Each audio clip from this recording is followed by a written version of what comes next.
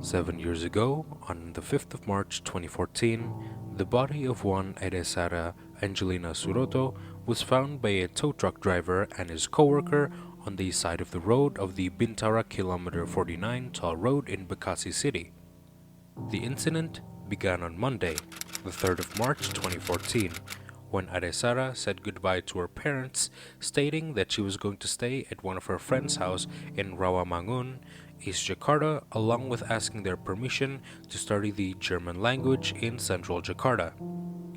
Then, the very next day, the 4th of March 2014, at around 21 WIB, Sara Angelina met with one of her soon-to-be murderers, Ashifa Ramadhani Sulaiman, near the Gondangdia railway station, Cikini, Menteng, central Jakarta.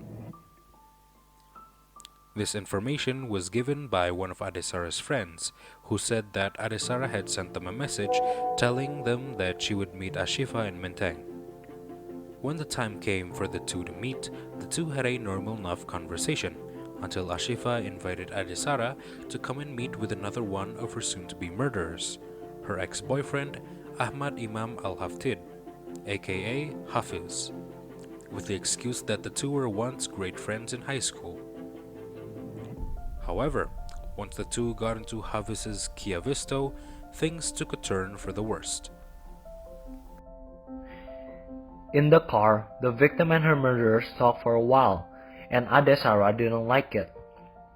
This was when Ade tried to leave the car.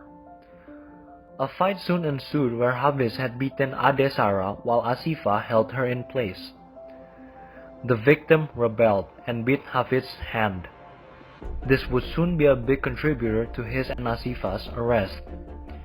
As persecution continued, Hafiz drove his car while electrocuting Ade Sara several times and beating the victim until she had finally fainted.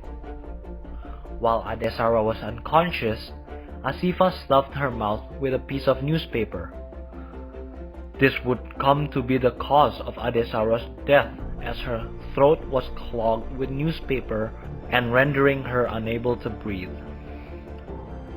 Knowing Ade Sara had passed, the two murderers drove around in their cars starting from Rawamangun to the South Jakarta to find a location to dispose of Ade Sara's corpse, until finally, on Wednesday the 5th of March 2014, they arrived at Bintara Toll Road in Bekasi City.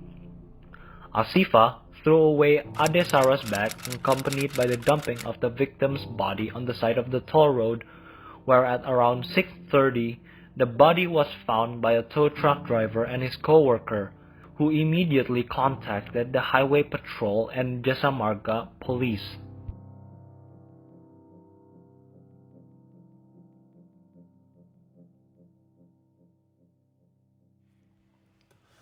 The very next day, Hafid was arrested by the police when he was about to mourn for Sara's death at Cipto Mangunkusumo Hospital, Center Jakarta, as he was the prime suspect for the murder. And on Thursday, 6th of March 2014, Hafid confessed to the crime and gave up his name of his partner in crime. During their trial at Central Jakarta District Court, they said that the reason that the two commit the crime was due to Ashifa being very jealous at the fact that Hafid was reconnecting with his ex-lover via text message.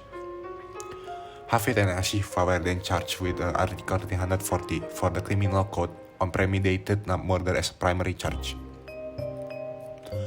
Hafid and Ashifa team of the attorneys tried to ensure that the primary charge was on Article 353 of the Criminal Code concerning persecution which led to death. They filed exceptions and pleadoi so that their clients avoid life sentence. In the end, the panel judge gave a prison sentence for 20 years for the two murders. In our opinion, both Ashifia and Hafiz should get a heavier sentence, since what they had done was a blatant violation of human rights, and because after all, the lives of people are priceless and cannot be replaced by anything. Furthermore, this case is related to UU number 26 year 2000 Pasal 7, which states that serious human rights violations include A. the crime of genocide, and B. crime against humanity.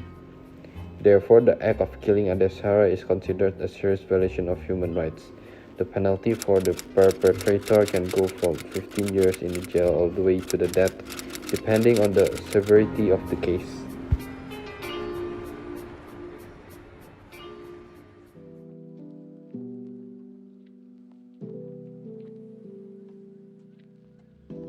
In conclusion, the murder of Adesara by Hafiz and Ashifa was a serious violation of human rights, taking a life in such a horrific way without thinking about the consequences of their actions, all because of someone's jealousy. We need to learn from their mistakes and be a better people. We need to learn to control ourselves and our emotion so that we ourselves do not repeat the same crimes that they had committed.